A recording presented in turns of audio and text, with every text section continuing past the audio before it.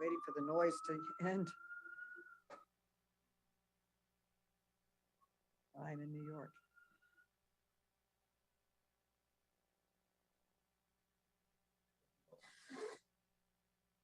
Welcome, everyone. Today, we are examining a serious issue with a goal that I hope all of us can agree on.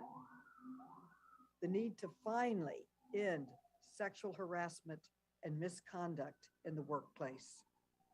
Just yesterday, Mr. Snyder sought to rebrand his team as the Commanders. With due respect, it's going to take more than a name change to fix that broken culture. In this roundtable, I hope to learn who was the commander of seeking non-disclosure agreements after women were harassed. Who was the commander of taking secret videos of women? Who was the commander of ensuring the Wilkinson report stayed secret? We should be able to agree on the fact that sexual harassment will not stop and workplaces like the Washington Commanders will not improve unless there are clear consequences for those who engage in this unlawful behavior and try to cover it up. No individual, no corporation, and certainly no employer should be able to bully or threaten victims into silence. But without transparency, this conduct will continue unabated. Recent events have laid bare how much remains to be done to protect people from sexual harassment in the workplace. In 1964, Congress passed Title VII of the Civil Rights Act, which banned sex discrimination in the workplace. But nearly 3 decades later, the Me Too movement exposed that sexual harassment in the workplace is still occurring and that many victims go years without justice or accountability. Powerful men like Harvey Weinstein and even former President Trump have used non-disclosure agreements to conceal their sexual misconduct and buy victims silence. Many large employers have done the same to cover up sexual harassment and other illegal workplace abuse. According to the National Women's Law Center, more than 1/3 of American workers are bound by some form of non-disclosure agreement. It is time for Congress to empower victims and make it harder for serial harassers to hide. Today, we will hear from 6 courageous people who decided to speak out about the toxic work environment they experienced at their former employer, the Washington football team. We will hear firsthand accounts of how for nearly 2 decades, under the leadership of team owner Daniel Snyder, women were touched inappropriately, degraded based on their appearance, and verbally abused on a near daily basis. We will hear that some of this abuse involved senior executives at the team. And we will hear how women suffered in silence because they feared retaliation or were bound by confidentiality agreements. And because of the Washington football team and the NFL failed to create procedures to safely report these incidents. Were it not for the courage of these brave individuals in coming forward to tell their stories, this outrageous conduct might still be a secret today, and many more people could be put at risk. Ultimately, there must be accountability for these actions. Back in 2014, when an NFL player was caught on video physically abusing his fiancée, the league's commissioner, Roger Goodell, said, and I quote, "The NFL is held to a higher standard and properly so," end quote, given the league's prominent role in American society. But after 20 years of sexual harassment and abuse at the football team, the Washington football team, the team and the league have tried to sweep all this under the rug.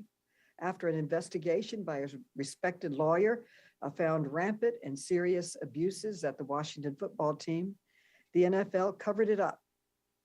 In a break from recent precedent, the league refused to release a written report and let Mr. Snyder off with a fine and a slap on the wrist. That is why this committee, in partnership with Chairman Krishnamurthy and the Subcommittee on Economic and Consumer Policy launched our investigation. As one of the most prominent workplaces in America, the NFL's attempt to cover up this conduct and avoid accountability sets a dangerous precedent for workplaces across the country. The committee has requested documents from the NFL so that we can finally learn the truth about what happened and why the NFL tried so hard to cover it up. But so far, we have been met with delays and finger pointing. I strongly urge the NFL to end its cover-up, fully cooperate with Congress, and immediately release the findings of their internal investigation. Even if the NFL refuses to act, it is my sincere hope the Washington football team will commit to stop using tactics like non-disclosure agreements, now and forever, to silence employees and conceal workplace misconduct. That is why this committee is exploring legislative solutions to rein in the use of non-disclosure agreements that prevent workers from speaking out about sexual harassment and discrimination in the workplace. We are also examining ways to promote accountability and strengthen protections for all workers. I now yield to my friend, Ranking Member Comer, for his opening statement. Thank you, Madam Chair. Americans across our nation are facing multiple crises today because of the Biden administration policies. Inflation is at a 40-year high. We're experiencing the worst border crisis in our nation's history. Energy prices are surging. China has yet to be held accountable for covering up and unleashing COVID-19 on the world. Our adversaries are emboldened because of President Biden's disastrous withdrawal from Afghanistan. And as my colleague, Congressman Donalds, pointed out in a letter he sent last night, historic black colleges and universities face numerous bomb threats this week. Yet Democrats on this committee continue to ignore these and other crises that are impacting Americans' everyday lives. Instead of adhering to our committee's mission to root out waste, fraud, and abuse and mismanagement in the federal government, Democrats instead are holding a roundtable about the work culture in one single private organization. Make no mistake, no one should face harassment at work, and bad actors must be held accountable. But it's unclear why examining harassment that took place a decade ago in one private workplace warrants oversight from this committee. This issue is best handled by human resources and the courts, not Congress. Further, because of the bravery of the women testifying before us today, the culture of the franchise has completely turned around. And I want to thank the ladies for being here today. After the NFL's investigation into the football team last year, Commissioner Roger Goodell levied the highest fine on an owner in the history of the sport and suspended the owner from team's operations indefinitely. In addition, the commissioner made a series of recommendations to the team to improve its culture. This week, an independent audit confirmed those recommendations are working. Madam Chair, I'd like to submit the audit for the record. If that's okay. The audit found... Okay, thank you. The audit found the Washington Redskins culture, leadership, human resources, practices, diversity, and morale all have improved. In fact, the audit noted 80% of team employees strongly agreed they had witnessed, quote, positive improvements in the team's culture of the past year, unquote. Because of the commissioner's leadership, bad actors have been held accountable and the culture at the football team has improved. So why are Democrats utilizing committee resources today to examine an issue that is on the path to resolution and is outside this committee's jurisdiction? This committee under Democrat leadership is failing the American people. It's past time for this committee to get back to its mission and hold the Biden administration accountable for the many self-inflicted crises that are hurting everyday Americans. And with that, Madam Chair, I yield back. The chair recognizes herself. I must say that President Biden has created 6 million jobs. He's cut child poverty in half. Later today in New York, where I am, because he's in New York with meetings with elected and community leaders and safety leaders. He's meeting on the safety in our schools, the safety of our streets, and ways to get guns off, illegal guns off the streets. So he has a record. He's working hard every day to help the American people. And I'm somewhat surprised that my colleague and friend on the other side of the aisle thinks that looking into a workplace misconduct in one of the most prominent workplaces in the entire country that sets a precedent, a leadership position, should not be looked at, discussed, and look at ways to stop it, not only at the Washington Football League, but at every workplace across America. And we are looking at remedies, legislation, and other ways to protect workers in the workplace. I feel it's extremely important. I yield back, and I now recognize my colleague in this, my co-chair on this, Chairman Krishnamurthy, who is the chairman of the Economic and Consumer Policy Subcommittee, for his opening statement. Thank you, Chairwoman Maloney. Thank you so much. Good morning, and thank you to all the brave witnesses and participants today. I want to say especially thank you for exposing yourselves and coming here at great personal risk to ensure that the truth comes out about the NFL and the Washington football team, now known as the Washington Commanders. Sexual harassment is a serious problem.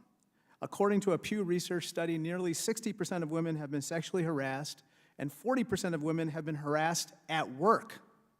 Many victims fear reporting harassment. In fact, around 90% of victims never file a formal complaint. Why? Because they fear retaliation. That comes as no surprise, since nearly 75% of those who file complaints do face retaliation. Sexual harassment is a dangerous cycle. Perpetrators harass, victims who report are ignored, silenced, or retaliated against, and then the perpetrators get away with their misconduct and they repeat it again and again and again. We are here today to help break this cycle. That's why the chairwoman and I launched our investigation into sexual harassment at WFT, the Washington football team, and the NFL's mishandling of it.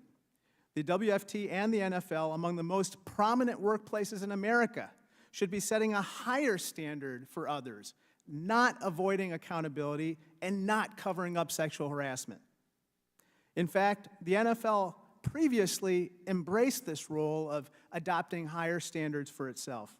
In 2014, in the wake of the Ray Rice domestic violence scandal, Commissioner Roger Goodell said the NFL is, quote, held to a higher standard, and properly so. But behind the scenes, neither the WFT nor the NFL was holding itself to this higher standard. We'll hear painful stories from our victims about the severe, pervasive sexual harassment they experienced spanning almost 2 decades. We'll hear how the harassment wasn't limited to 1 or 2 harassers or even 1 or 2 victims. It spanned the entire organization. And that rot started at the top with team owner Daniel Snyder, and it trickled down. Mr. Snyder claimed in response to media reports of the harassment that he was, quote, unaware of these allegations and was simply, quote, hands off as an owner, close quote. As we'll hear today, unfortunately, nothing could be further from the truth. And Mr. Goodell has engaged in troubling behavior as well. As I said, Goodell claimed in 2014 to embrace a, quote, higher standard for the NFL, but in 2018, he failed to implement recommendations from a sexual harassment investigation of the Carolina Panthers. Those recommendations, if implemented, could have protected today's victims. The NFL had a playbook to fight sexual harassment. It just didn't use it. But Goodell didn't just fail to implement those recommendations. The NFL deep-sixed the findings from its own investigation into the Washington football team. Mr. Goodell and Mr. Snyder worked together to make sure the public never heard the full story, until now. Fortunately, the victims before us have been brave enough to speak out. Speaking out shouldn't be their burden. They should not have to retell day after day the stories of their trauma. But unfortunately, that's where we've wound up, thanks to the NFL's apparent cover-up. After we hear from these victims, we'll all be clear on one thing: to ensure real accountability and to stop workplace harassment in the future, the NFL and WFT must release the findings of its own investigation. This is the beginning, not the end, of holding the rich and powerful accountable and protecting women across America from workplace sexual harassment. Recognizing the NFL's power and popularity, Roger Goodell once said that we should hold the NFL to a higher standard. And starting with today's roundtable, we will. I yield back, Chairwoman. The gentleman yields back. I would like to introduce the participants and thank them in our roundtable today. Our first participant is Melanie Coburn, who was a cheerleader for the Washington football team from 1997 to 2001, and was the Director of Marketing and Marketing Coordinator from 2001 to 2011. Then we will hear from Tiffany Johnston, who was a cheerleader for the Washington football team from 2007 to 2008, and a marketing manager and marketing and events coordinator for club level tickets from 2002 to 2008. Next, we will hear from Brad Baker, who was a producer at the Washington football team from 2007 to 2008, and a video production manager from 2008 to 2009. Next, we will hear from Anna Nunez, who was a coordinator of business development and client service and an account executive at the Washington football team from 2015 to 2019. Next, we will hear from Rachel Engelson, who started as an intern for the Washington football team in 2010, and then became a customer service representative, a manager of premium client services, the director of marketing and client relations, and the director of client services from 2011 to 2019. Finally, we will hear from Emily Applegate, who was a marketing coordinator, premium client services coordinator, and ticket sales representative at the Washington football team from 2014 to 2015. Thanks to all of you for appearing today. And with that, you are now recognized for your statement, Ms. Coburn.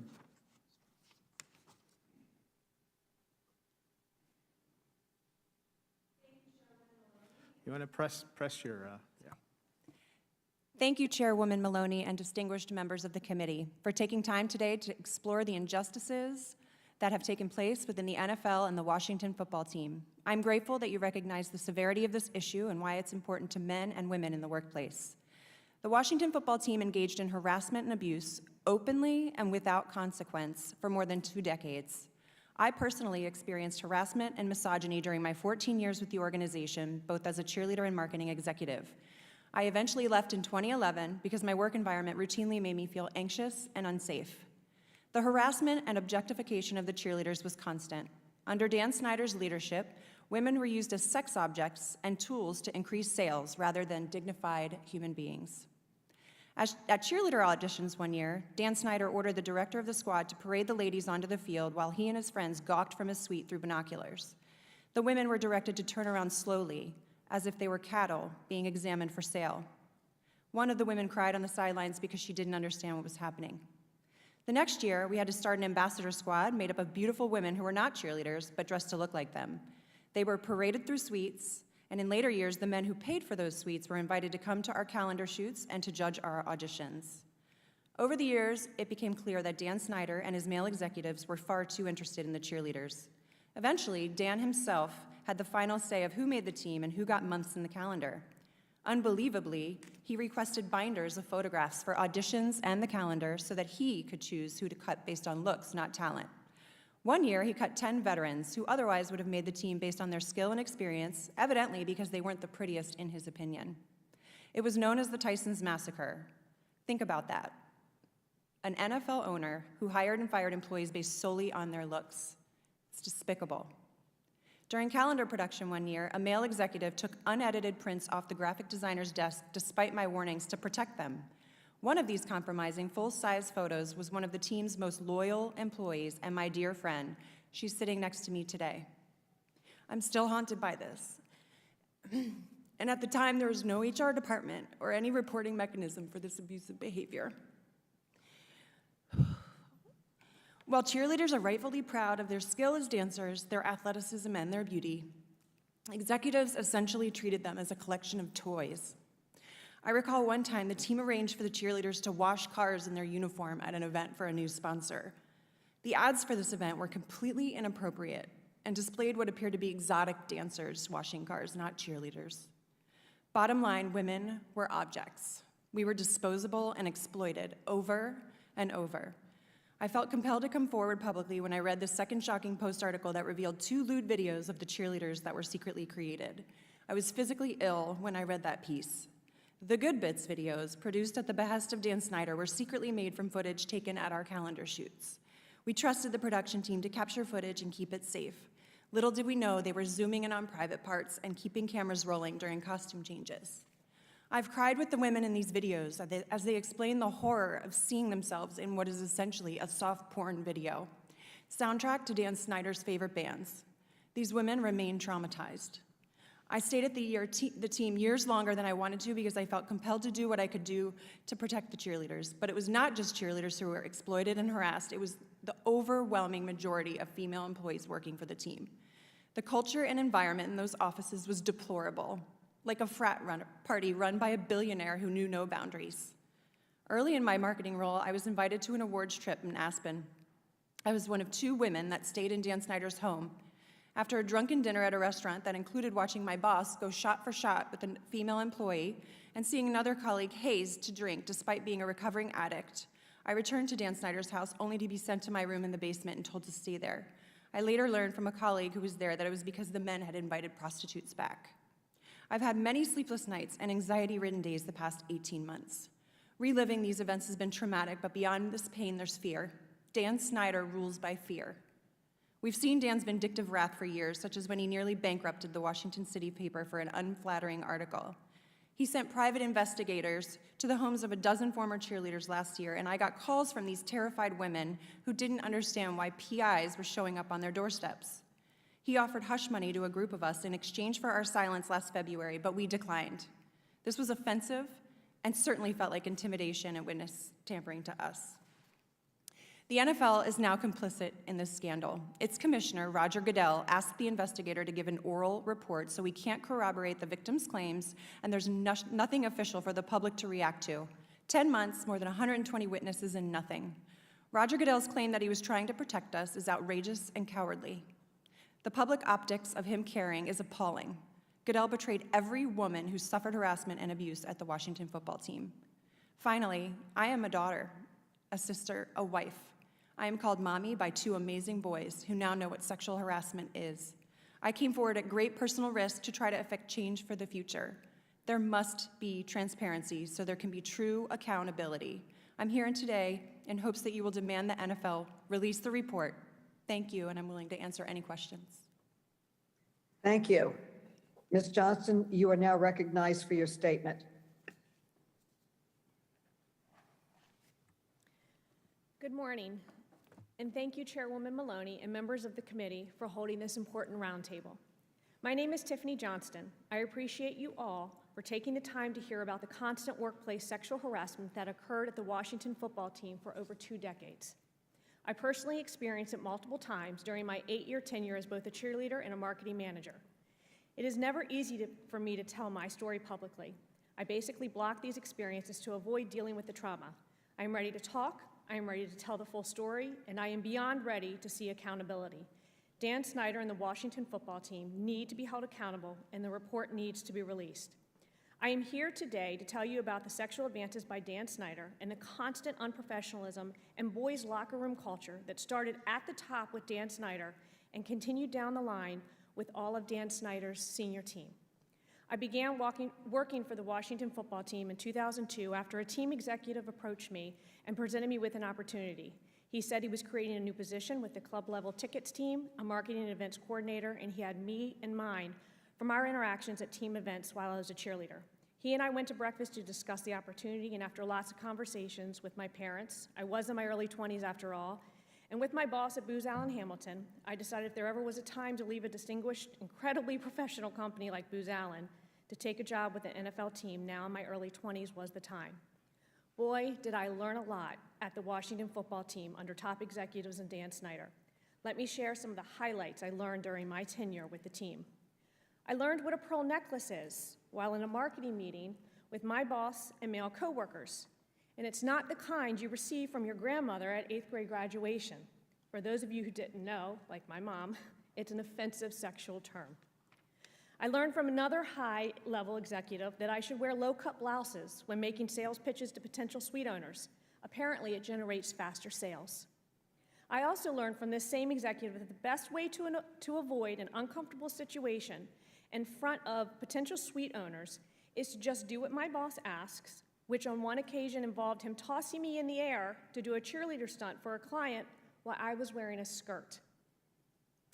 I learned on one specific occasion that when I was asked by my boss to attend a networking event, and to dress cute, it was actually an orchestration by him and Dan Snyder to put me in a compromising sexual situation. I learned that placing me strategically by the owner at a work dinner after this networking event was not for me to discuss business, but to allow him, Dan Snyder, to place his hand on my thigh under the table. I learned how to discreetly remove a man's unwanted hand from my thigh at a crowded dinner table at a busy restaurant to avoid a scene. I learned that job survival meant I should continue my conversation with another coworker rather than to call out Dan Snyder right then in the moment.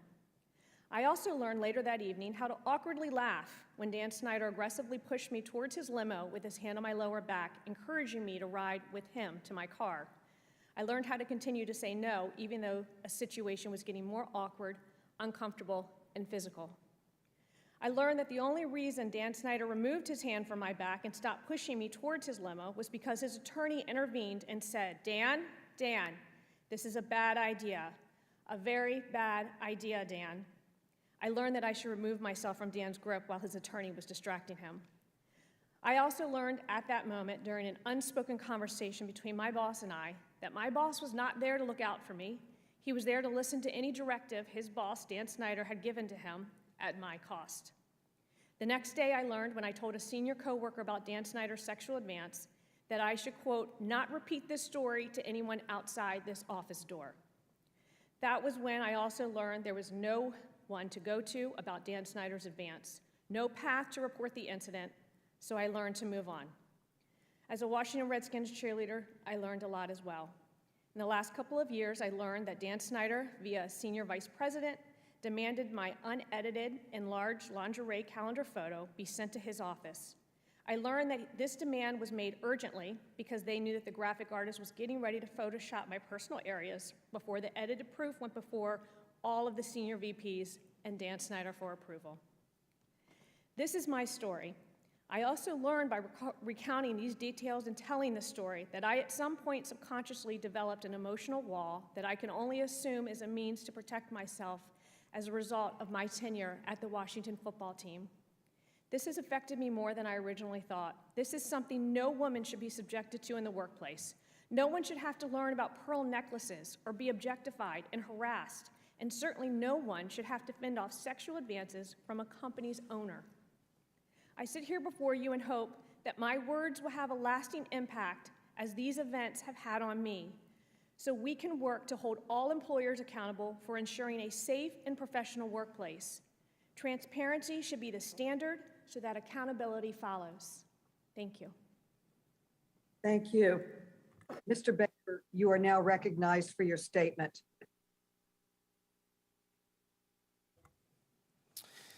Thank you, Chairwoman Maloney and members of the committee for holding this important roundtable. My name is Brad Baker, and I worked for the Washington football team from 2007 to 2009 in the video production department. I grew up a diehard Redskins fan, diehard. On my first day at what I thought was going to be my dream job, I quickly learned that the Washington football team was a place where male executives regularly harassed, demeaned, and bullied women in the workplace, and they got away with it. For decades, they got away with it. I'm testifying today because the Washington football team must be held accountable for the toxic workplace it created and the harm it caused so many people. We were told on day one to never make eye contact with Dan Snyder, never speak to him. If you must speak about him, he's referred to as Mr. Snyder or the owner. If he's walking towards you, duck into the nearest office. Under no circumstances should you interact with him. Things only got worse from there. In the early summer of 2008, a normal production meeting with the video department was wrapping up when Larry Michael, then executive producer of media and one of Snyder's top lieutenants, asked me and 2 other male producers to stay behind and shut the door. The female members of the department were dismissed. Larry Michael told us that the owner had a special project for us and needed us to edit together a video of the good bits from our cheerleader calendar video shoot. It wasn't hard to put 2 and 2 together. Larry Michael, one of Snyder's top confidants, has tasked us with producing a video for Snyder of sexually suggestive footage of cheerleaders, obviously unbeknownst to any of the women involved. One of the senior producers said he'd take care of it, and later on, while passing through the editing suite, I saw several images on both the editing monitor and the monitor of our tape deck that featured the cheerleaders posing for their photo shoot, but it was like outtakes, and their breasts and pubic areas were exposed. It became crystal clear that my worst suspicions were true. The video department had been told to edit together lewd footage of the cheerleaders at the request of Dan Snyder. So why did I speak up and share this story with the Washington Post? I was inspired by Emily Applegate, my former colleague Megan Imbert, and the stories of so many other women who are now speaking up. I was still working in sports at the time, and it's a notoriously hostile, abusive, and sexually harassing industry in which to work. I felt like if we all spoke up, told the truth, and believed in the process, that we could make a positive impact and inspire some change in workplace culture all over the country, especially in the world of sports. But now here we are, because the National Football League swept the findings of the Wilkinson investigation under the rug. The NFL has refused to release the report of the Wilkinson investigation, even though myself and over 100 other employees were asked by the league to speak to the Wilkinson firm. We all participated because we thought the NFL wanted to know the truth. We believed that the toxic workplace culture and the serious harm it caused would finally become public and that the investigation would end with some kind of report. I mean, they were able to release a report that was 243 pages long, 243 pages long on the PSIs of footballs, the pounds per square inch of footballs. Surely, women being sexually harassed and lewd outtakes videos of females employees created without their consent could muster up some kind of written report, right? Even as employees came forward, Dan Snyder still tried to control them and intimidate them by hiring private investigators to contact the various employees during the Wilkinson investigation. Snyder had private investigators digging around in my past. Do you know what it feels like to have someone dig into your personal life? To worry that a friend or family member is going to be called by a PI? Even with threats of intimidation, I and many other former employees came forward to speak with the NFL investigators because we believed that the NFL would finally take action against Snyder and the Washington football team. And you know what? Turns out the NFL does not care. If they cared, they'd have held up their end of the bargain by meeting the smallest and most basic expectation any of us ever had of them, to be transparent and release a report.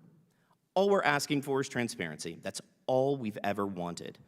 Once the horrors of working at the Washington football team are exposed, accountability will undoubtedly follow. But we can't determine accountability without transparency. And that's why I'm begging you, the United States Congress, and our elected officials to compel the National Football League to do the absolute bare minimum and release the report. Thank you. Ms. Nunez, you're now recognized for your statement. Thank you, Chairwoman Maloney and members of the committee for holding this important roundtable. My name is Ana Nunez, and I worked in sales for the Washington football team for almost 4 years. I wouldn't be here today if it wasn't for my colleagues, both women and men, who are here before you, survivors of the abuse and sexual harassment that we endured during our time working for the Washington football team. I am also here as a representative of the dozens more that cannot be here. The NFL did not protect us when they needed to, but they still have a chance to make it right. The NFL preaches about inspiring change, but that only seems to be the case when it's convenient for them. I hope today makes a difference, and I hope with Congress's involvement, we can achieve some accountability for the team and the NFL. I was employed at the Washington football team from March of 2015 to January of 2019. I was 23 when I began working there in the sales department. During my time with the team, I was sexually harassed by multiple male employees, including top executives. Often these male employees had a reputation for mistreating young female employees. Everyone knew about their mistreatment and even saw it happening, but no one did anything. When I became a victim and tried to report it, no one did anything about it. I won't describe every instance of sexual harassment I experienced during my time there because it was almost a part of my everyday experience. But I want to share some examples with you that really stuck with me. In 2017, while I was working at what was formerly known as Redskins Park, I endured sexual harassment by 2 senior-level employees. The first was the senior vice president of communications who came to my desk and commented on my jeans I was wearing in a very inappropriate way. This executive had a reputation for making inappropriate comments about female colleagues' attire and their bodies, just as he did with me, but he was so high up in the organization that we were afraid to say anything. He did this in front of everyone, and no one seemed to care. Around the same time, I was also sexually harassed by the director of pro personnel. I connected with this individual because he was of Latino background, and there were only a handful of non-white employees there. What started as friendly and professional conversations quickly turned into him texting inappropriate messages that made me feel extremely uncomfortable. In one exchange, he told me I looked nice and mentioned the things he would do to me. I responded back via text and told him to never say things like that to me again. I was afraid to push back like that because he was more senior than me, and it shouldn't have been my responsibility. But I knew there was no real HR, and no one would have done anything to make him stop, so I had to stand up for myself. This man had a well-known history of sexual harassment with other employees and interns, so I also felt ashamed that I became another victim of his. These were the times that I felt hopeful there would be a change, only to be disappointed. In early summer 2018, with the arrival of new leadership, it felt like a horrible workplace culture could finally be addressed. I was encouraged to speak to the assistant legal counsel for the team about my experience with sexual harassment, which I did. I sat in his office, told him the stories, saw him write in his notebook, and I accepted the tissues he offered me when I became emotionally overwhelmed that someone might finally do something to change the workplace culture. But I was wrong. Nothing came from me telling him what I had gone through. Even worse, the sexual harassment continued. Later that summer at training camp in Richmond, I was with colleagues, including the head trainer. After an after-work gathering, when we got up to leave, he had grabbed my wrist and asked, "What are we going to talk about us?" I think I asked, "What about us?" There is no us. I had never had a conversation with this man before. I felt ashamed and embarrassed because once again, I felt the fear of retaliation and the shame of being sexually harassed. Again, I felt like there was no point in reporting him because no one had been held accountable before. I stand before you here today, reliving these difficult memories to try to make a change for other women at the team, in the league, the industry, and the workplace. There are just some of the stories that the Washington football team and the NFL have tried so hard to hide. I want to shine a light on the toxic workplace that we endured and to plead with the NFL to release the report from the Wilkinson investigation, holding the Washington football accountable here and sending the message that this is the type of harassment and abuse that will not be tolerated, will impact the many women and men who endure similar harassment, not only in sports, but also in workplaces across the country. Ms. Eagles, thank you, Ms. Engelson. You are now recognized for your statement. Good morning, and thank you, Chairwoman Maloney and the committee for holding this important roundtable on an issue that directly impacts myself, those present, and women across the country who hold 50% of American jobs. I wish that I didn't have to be here sharing personal and intimate details about my life, details that are public knowledge and can be easily searched on the internet. I wish that I didn't have to resort to speaking to the Washington Post for there to be any sort of public investigation into the team. I wish that when I reported my experiences to the team and to the NFL that there would have been change and accountability, but at this point my options have been exhausted, and that's led me here to reveal truths and details once again about myself and my experience working at the Washington football team. 81% of women have reported experiencing some sort of sexual harassment and/or assault in their lifetime. I wish that I didn't become a part of that statistic at my place of employment. I worked at the Washington football team for 8 years, and I can't recall a time that I didn't experience or fear sexual harassment. It was just a pervasive part of the culture and an unavoidable rite of passage being a woman who worked there. Working for the team was my first full-time job out of college, and I was so excited to start working for the team. I grew up in Maryland, and I rooted and cheered for them my entire life. I experienced many work firsts there. First bonus, first promotion, first office potluck, first employee hire, first threat of physical violence by a supervisor, first hostile work environment, first public humiliation, first sexual assault. When I initially reported sexual harassment to my boss, I was terrified. I was only 24, and the man who sexually harassed me was old enough to be my father, and he also was considered the voice of the team in the public sphere. So to me, the power that he held in his position and his close personal relationship with Daniel Snyder was enough for me to reconsider anything. And at the time, I didn't know and realize that 55% of victims experience retaliation after speaking up or making a claim. I still decided to tell my boss about my harasser's public comments about my appearance, his unwanted kisses on the cheek, and the emails about special gifts he expected from me. When I told my boss, we agreed that nothing would happen if I reported it to the person who was supposedly running HR at that point. And so my boss called my harasser on the phone. Mind you, we were in 2 different locations. I was in Maryland and he was in Virginia, so this had to be done via phone call. I was in the room when my boss called him to tell him to leave me alone, and it's a memory I'll never forget because I distinctly remember hearing my harasser yell through the phone, "What the fuck is she thinking?" And I just kind of muted everything after that. So fearing further harassment and retaliation, I took to hiding from him at public events. I strategically would place myself between colleagues so he couldn't get near me.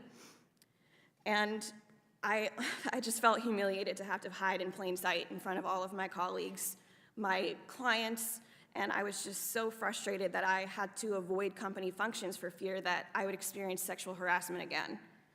And most of all, it made me feel worthless.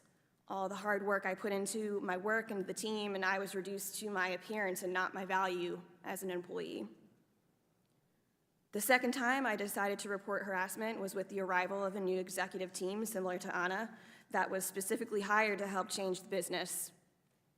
I told them about the public comments about my appearance, the unwanted kisses on the cheek, the email, as well as the time at training camp I was sexually assaulted by the same man that I had previously reported. Those executives were appalled at my treatment and had good intentions to effect change, but they were all fired within 6 months of reporting this. And after they were fired, and this was reportedly because the old guard at the Washington football team did not want change, I just felt like I had zero protection. I didn't want to go back to avoiding people, clients, events, and even my own job to keep away from my harasser. So I resigned from my position without another job lined up so I wouldn't have to deal with this. It's my sincere hope that Congress will hold the Washington football team and the NFL accountable for creating and maintaining a toxic workplace for so long, and that burying the results of the 10-month investigation would reveal exactly what happened and who was responsible. The 20-year reign of sole team owner now, Dan Snyder, an era permeated with bullying, verbal abuse, sexual harassment, and sexual assault, has unfortunately been given the stamp of approval by the NFL. Myself and many other brave individuals have come forward to share our experiences and actively participate in the investigation we believed would be fair and transparent. It wasn't. NFL Commissioner Roger Goodell used us and the investigation to make it seem like he cared about this issue, but then he blamed us for not receiving or releasing a report. Let's be very clear, the people that I know that participated in this investigation wanted and expected a report. There must be transparency, and only then can we have real accountability. This is not just about the Washington football team and its employees. It's about the millions of women in workplaces across the country who endure harassment every day in our everyday lives. It's about the message that the NFL sent to American women everywhere when it brushed aside the victims who came forward and embraced Dan Snyder. That message was, we don't care about you and you don't matter. We are now here before all of you in Congress, once again telling our stories and revealing intimate details about ourselves that we shouldn't have to. I look forward to seeing what you all and what Congress message, the message that you all send to workplaces and women across America. Thank you. Ms. Applegate, you're now recognized for your statement. Good morning, and thank you, Chairman Maloney and the rest of the members of the committee for being here today and for taking the steps necessary to create a change that all women can benefit from, the opportunity to work in environments free of harassment. My name is Emily Applegate. I began working for the Washington football team exactly 8 years ago as of tomorrow. While my time with the team was short, my experiences there have altered the structure of my entire life. In July of 2020, the Washington Post published a story that quoted me saying, working for the Washington football team was the most miserable experience of my life. I stand by that statement to this day. To add to it, dealing with the NFL, Roger Goodell, and Dan Snyder has continued to be the most miserable experience. On a daily basis, I was sexually harassed by my direct boss, the chief marketing officer of the team. Every day, I was forced into uncomfortable conversations about my body and about my appearance. I was told to wear tight outfits to events so clients had something to look at. I was asked invasive questions about my dating life, specifically if I was interested in older men because my boss was significantly older than me. I was told I wasn't allowed to wear flat shoes because he liked the way my body looked better when I was in high heels. My photograph was taken without my permission and passed to other executives throughout the team by my boss. I was called Jewish slurs that referred to a non-Jewish woman that you are sexualizing. A slur, which I will not repeat, a rabbi described as simply indefensible, condescending, racist, and misogynistic. When I stood up for myself, I was told that I was a distraction, as if it was my fault that grown men in a professional setting could not control themselves. To address the most common question that I get, why didn't you report to Human Resources? I didn't report to Human Resources because Dan Snyder created a culture where this behavior was accepted and encouraged. I was told not to speak to Dan Snyder. I was told to never even look Dan Snyder in the eye. Many employees were intimidated into not speaking to our boss and intimidated into not reporting the harassment they experienced or they witnessed. Any time suggestions were made to create processes to report the behavior that we're describing today, it seemed to fall on deaf ears, as evidenced by the fact that little to no concrete changes were ever made. If changes were made, the culture of harassment would have never been able to continue. Instead of taking any accountability, Dan Snyder and his wife have claimed to be victims.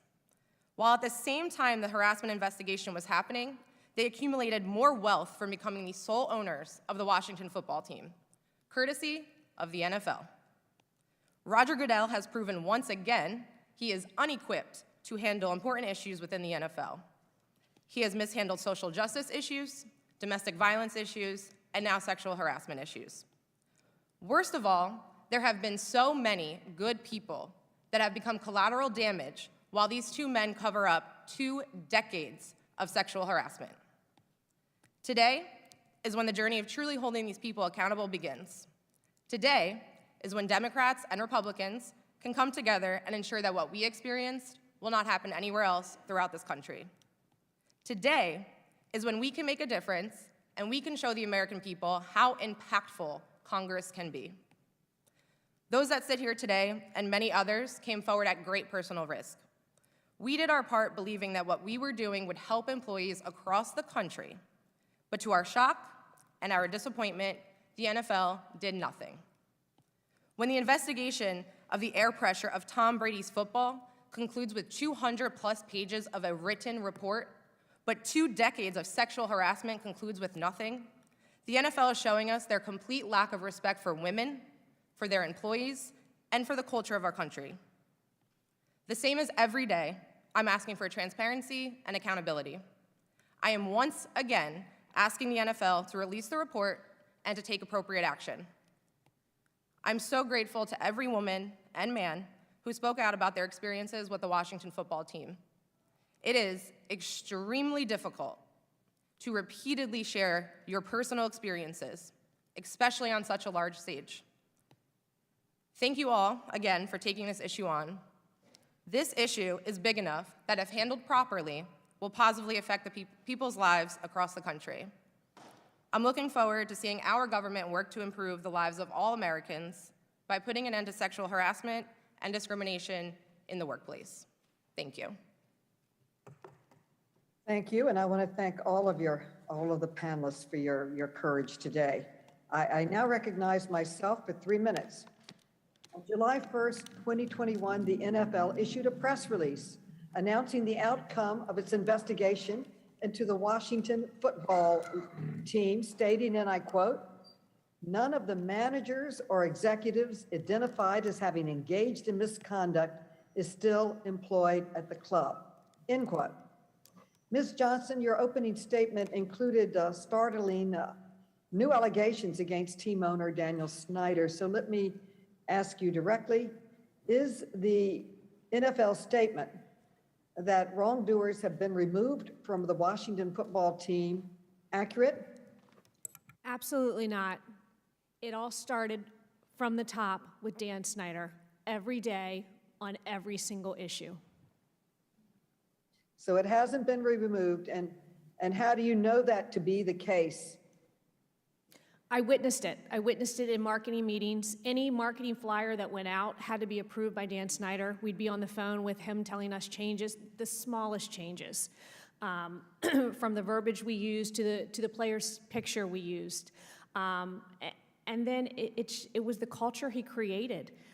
It was an abusive one. He berated the male employees when they didn't do what he considered a good job. And then it was just the sexual culture he created every day, day in and day out.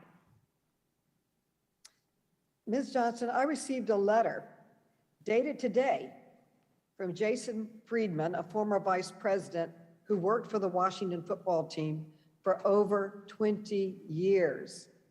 And here is the letter. He was apparently with you the night that Dan Snyder personally harassed you. And here's what he said. He has never told his story publicly before, and I want to quote now from his letter. He says, "I witnessed Dan Snyder grab the arm of my coworker, Tiffany Johnston, and attempt to pull her into his limousine. This took place over a dinner in Washington, D.C. I was shocked. Thankfully, Tiffany was able to quickly pull away." Ms. Johnson, I want to thank you for coming forward, for your courage and the courage of the others at this table that has inspired others to come forward. My hope is that they will remain inspired until the full truth comes out, but we have a steep climb. That is because for nearly 2 decades, Mr. Snyder has used non-disclosure agreements to silence employees who have experienced sexual harassment and other workplace abuses. He has made it difficult for employees to come forward due to fear of retaliation. I'd like to ask Ms. Nunez. Ms. Nunez, do you believe that employers should be able to use NDAs to prevent employees from disclosing sexual harassment, discrimination, and other workplace misconduct? Absolutely not. Thank you. Congress must act to protect workers from the abusive scope of non-disclosure agreements, not being able to report, and other abuses. I look forward to working on legislative reforms with my colleagues to address this troubling practice. I now recognize Mrs. Fox, Representative Fox. Thank you, Madam Chairman. Madam Chairman, today this committee is holding a roundtable to examine the Washington football team's toxic workplace culture. I'm truly saddened to hear these stories, and I agree with the participants who noted in their heart-wrenching statements that this type of behavior has no place in any workplace and is disgusting. The proper venue to explore these types of claims is in the courtroom, not before this committee. To my knowledge, there's no pending litigation regarding the events we've heard discussed today, nor does this committee have legislative jurisdiction over this issue. It concerns me that this committee is choosing to spend its limited time having this discussion on the NFL and second-guessing decisions when there are multiple Biden-caused catastrophes that desperately need our attention and oversight. And the witnesses here have begged for us to do something, and nothing is going to happen as a result of this committee. That's cruel to these people. I'm not sure why this committee does not devote the same level of effort and attention to the crisis on our southern border, to the heightened tensions with Russia and China, to skyrocketing inflation, or to the Biden administration's disastrous withdrawal from Afghanistan. Congress and this committee are charged with providing oversight and ensuring the efficacy, effectiveness, and accountability of the federal government and its agencies. To do this, the committee has bills it should immediately consider related to aiding our recovery from COVID-19 pandemic and preparing for future pandemics, as well as measures to provide state and local governments relief from crushing federal mandates and bills to streamline and simplify the federal bureaucracy. We need to refocus on our stated mission. Madam Chair, but I'd like to ask the witnesses a question. Thankfully, numerous resources exist to combat sexual harassment in the workplace, yet you all have informed us that these resources were not accessible to you at the time. What barriers did you experience in the organization which prevented you from getting help? You've described problems. Do you believe these barriers still exist today, and why? Ms. Nunez, I'll ask you that question. So definitely retaliation.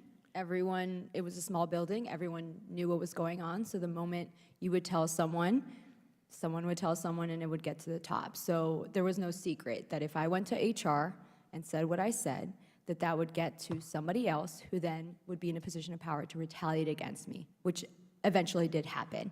So let me ask you this, all of you.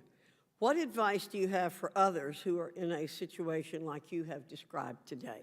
Would you do things differently? Ms. Coburn, Ms. Johnston, Ms. Nunez. Yes.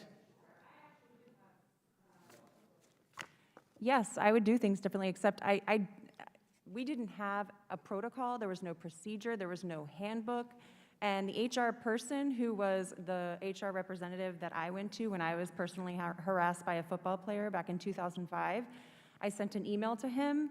He didn't reply to my email, but he gave me a phone call and said that, well, I'm sorry that this is happening, and if it's going to be him or you, it's going to be you.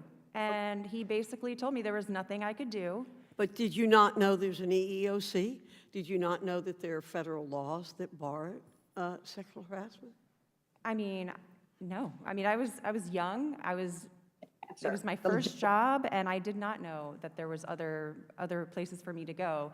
But I would have lost my job, and that would have been that. Thank you, Madam Chair. Thank you. I now recognize Chairman Krishnamurthy, who will be taking over this hearing as I have a conflict with this roundtable discussion, as I have a conflict with the President of the United States, who is in important meetings in New York on gun safety, schools, and other items. So, Raja, Chairman Krishnamurthy, you're now please take over the hearing now. Thank you very much, Chairwoman Maloney. Ms. Johnston, thank you so much for coming today, and thank you to all of you for sharing your stories.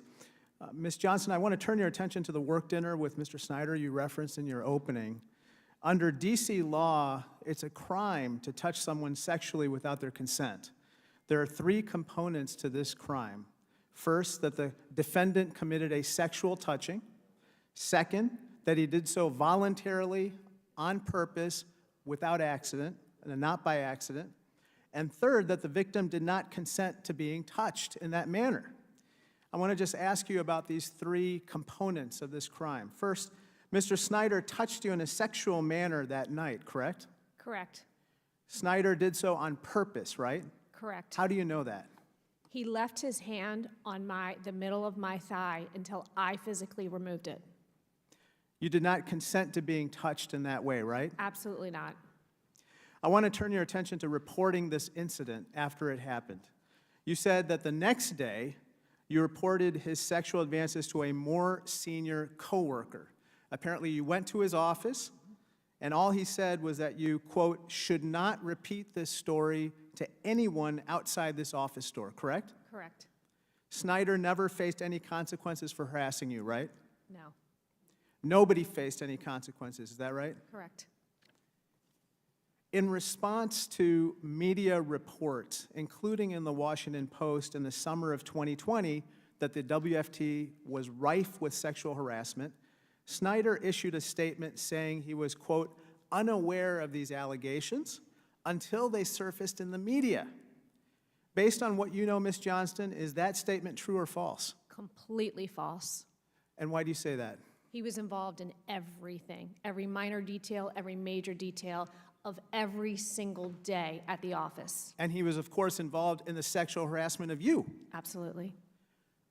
Ma'am, Snyder claimed he had, quote, admittedly been too hands-off as an owner, close quote. Unfortunately, as with Ms. Johnston, the opposite was true.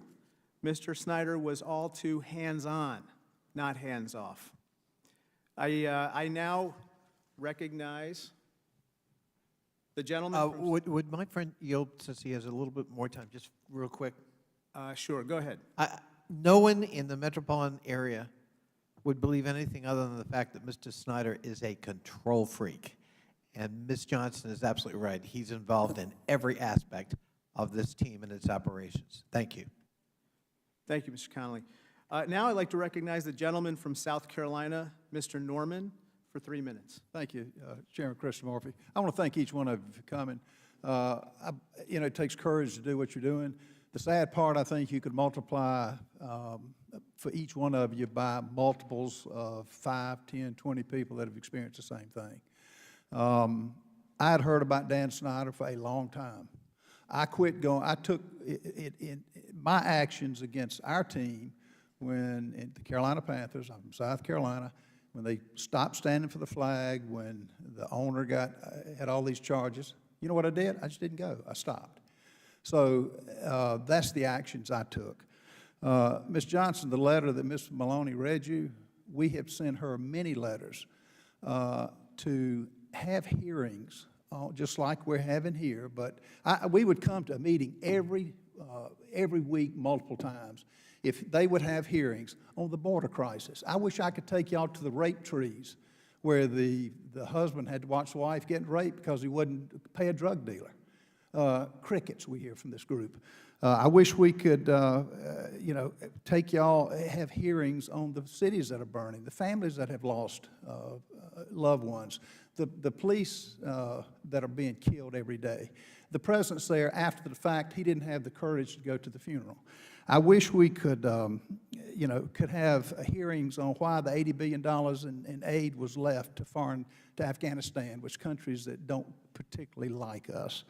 I wish we could have hearings on the January 6th, the people that died there, and have people who were directly responsible for the security here, namely the Sergeant of Arms, and namely Nancy Pelosi. Let's get her up here and have a hearing. But no, we don't do that. And like Ms. Fox says, you know what's going to come of this hearing? Nothing. I wish I could say something differently, but we're having it. You're all victims of it, and it's not right. But I guess let me ask each one of you in a 53 seconds quickly. Once we get the report, what do you want us to do? What should Congress do? I can't legislate bad behavior to stop it. Just quickly, what would you do? Let's start with Ms. Coburn. I think once the report is released, accountability will come naturally. Daniel Snyder should not be managing any human beings. He should not be in a power position amongst any employees. He needs to be held accountable for his actions. Agree 100%. Real quickly, Ms. Johnson. Once the report is released, there will be accountability because of the includings in there are so despicable. And for him to receive a $10 million fine, that's pocket change to him, and even worse, to put his wife in charge, having the report become transparent and released it won't give people a choice, but there has to be some repercussions. But accountability from Congress to do what? That's what I'm asking. To get involved, to not allow this to happen, starting with the Washington football team, throughout the entire country, at the workplace, for every female that has experienced this, that we can hopefully prevent for tomorrow. Can they, Chairman Chris Murphy, can they answer the question? Mr. They can Baker. finish the question. I don't think anybody's discrediting or discounting any of the other issues you're bringing up. I just don't understand why this isn't an important issue. You're here. It is an important issue. I'm saying. Right, but I feel like you're trying to be a little bit dismissive of what happened in comparison to other things, and I think this is just as important as those things. Who said it wasn't? Miss Applegate made a correct comment. Bipartisan, getting together. We don't hear anything on any of these other things. I would come, anyway, Ms. Nunez, go ahead. That's not, Mr. Chairman, that's not what Mr. Norman said at all, and I don't think Mr. Baker has a lot of moral authority to talk about a whole lot in this hearing based on some of the emails that have been published in the last few minutes. But go ahead, Mr. Ralph. Comer, Ms. Nunez. I think the gentleman's time has expired. Can they finish, point of order, can they finish answering the question? I can answer the Okay, question. why don't you finish, Ms. Applegate, and then we'll move on. Thank you for asking this question, actually, because I think it's very important due to the fact that multiple members of the committee has now said that this is not the appropriate venue for us to be sharing this story and that we should be in the courtroom, things like that. You guys have the opportunity to take this issue on, pass legislation that would help other employees throughout the United States be able to report so they have that opportunity to be in the courtroom. And not only the opportunity to be in the courtroom, but then also to find some justice. Because I think we can all agree that a lot of people go through the criminal justice system and they never see any type of justice when it comes to sexual harassment or sexual assault.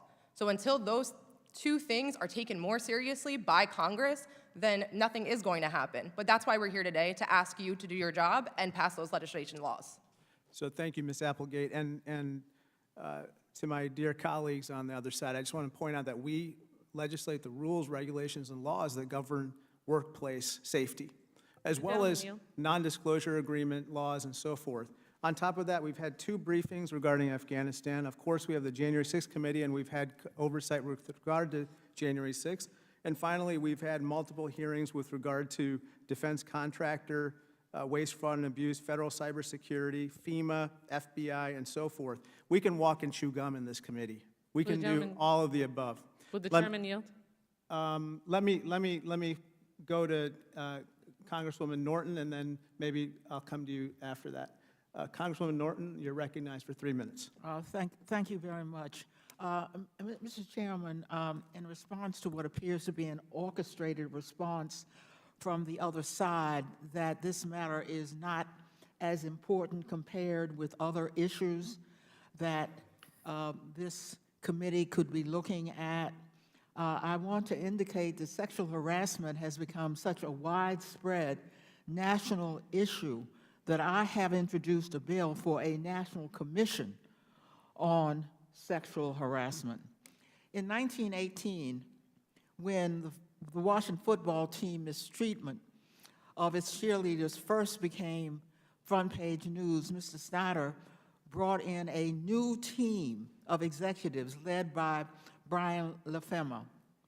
Ms. Engelson did the arrival of Mr. LaFemina and his team give you any hope that things might change at the Washington Football League? Yes, they started and implemented new policies. They were committed to hiring a practiced HR professional to be at the team, and they brought in third-party resources to teach all employees about sexual harassment and assault, with the notion that that was their first time there and they would be coming back. So yes, I had every confidence that they would be changing the culture.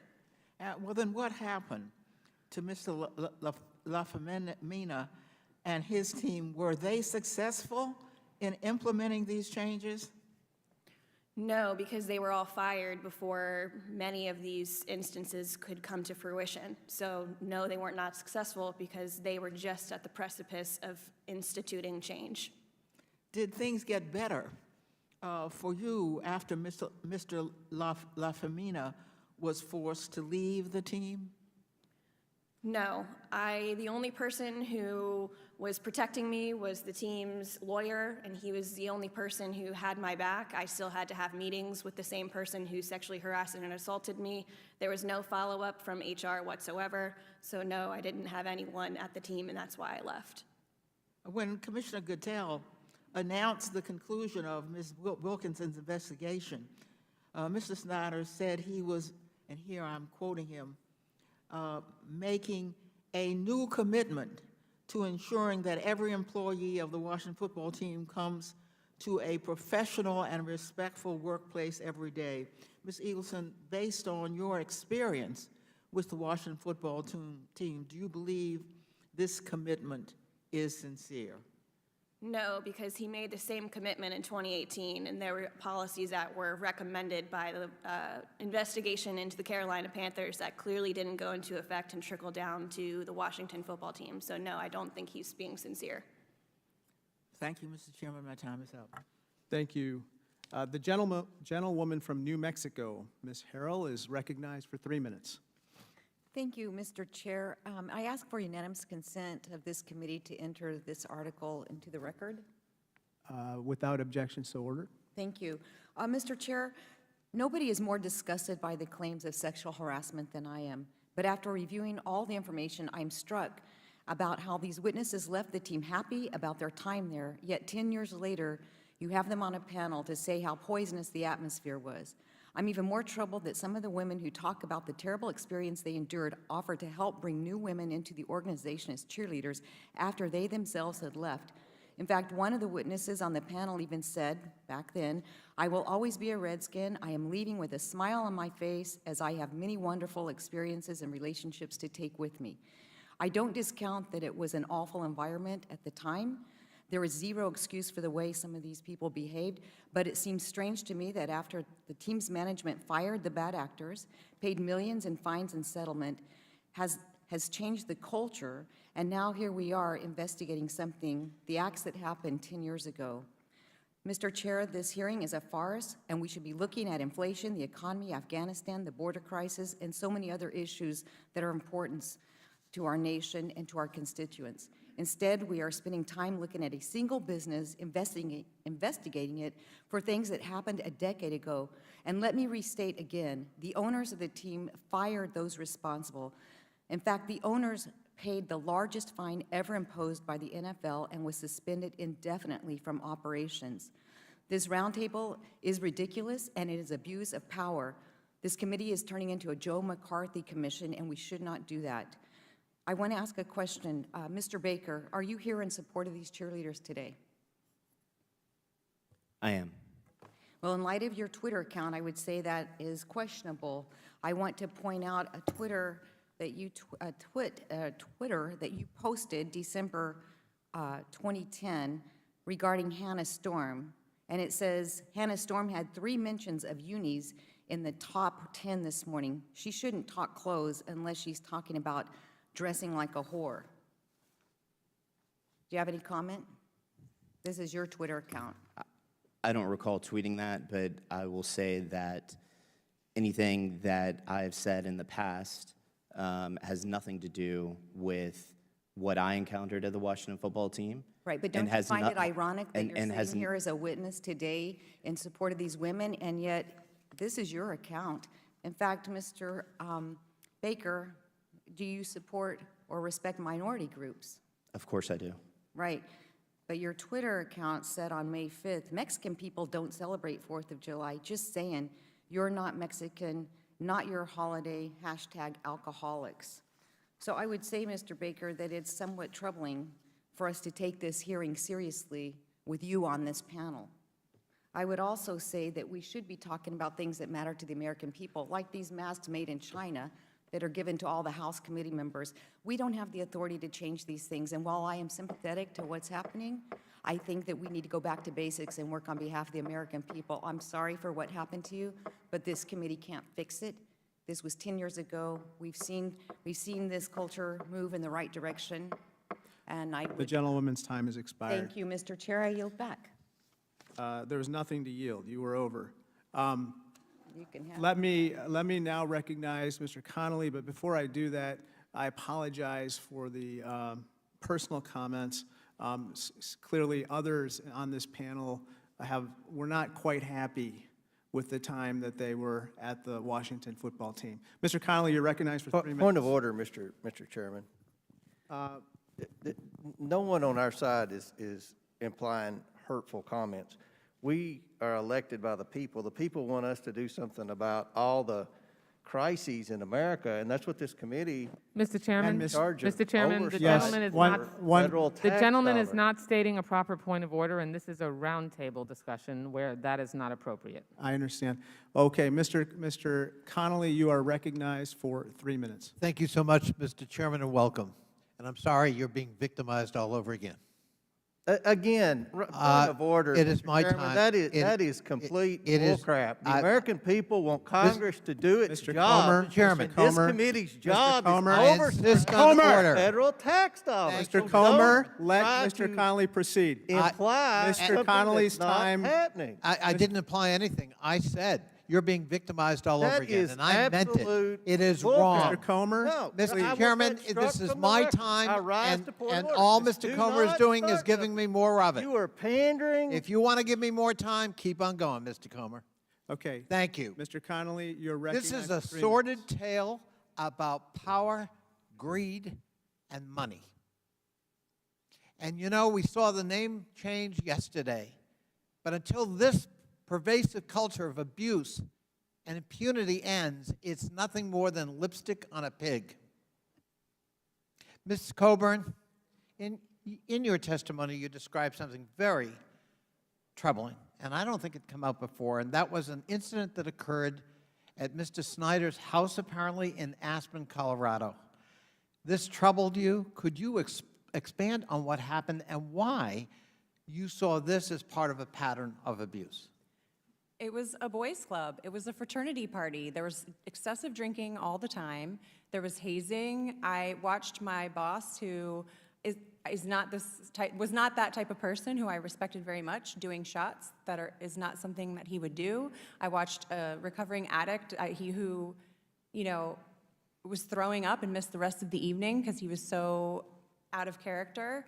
And yeah, there was, according to the male colleague I was with, there was prostitutes upstairs with the male executives at the home that I was staying in. Of course, there was only one other woman and I, both very young and single, that were invited to even stay in the home. So. And would you say that was a unique experience, or did A that? very unique experience. I tell people often, I'm very lucky that I was with the cheerleaders. We were at FedEx Field, away from Redskins Park. I avoided a lot of the personal sexual assault, harassment type situations. I had plenty of harassment from the male executives at various events, calendar shoots, and other things, but yeah. You were with the team before Mr. Snyder came on board, is that correct? Yes, I made the team in 97. And how would you characterize the change that occurred with the arrival of Mr. Snyder before and after, Well, it went from from a a cultural point of view? Yeah, as a fan and as a cheerleader, it went from a family affair where everybody loved everybody. The ownership loved the cheerleader director. It was a very family-oriented place, to a business-forward sales mentality, sex sells, and that was it. It totally changed from, you know, a family winning football to how much money can we suck out of this franchise.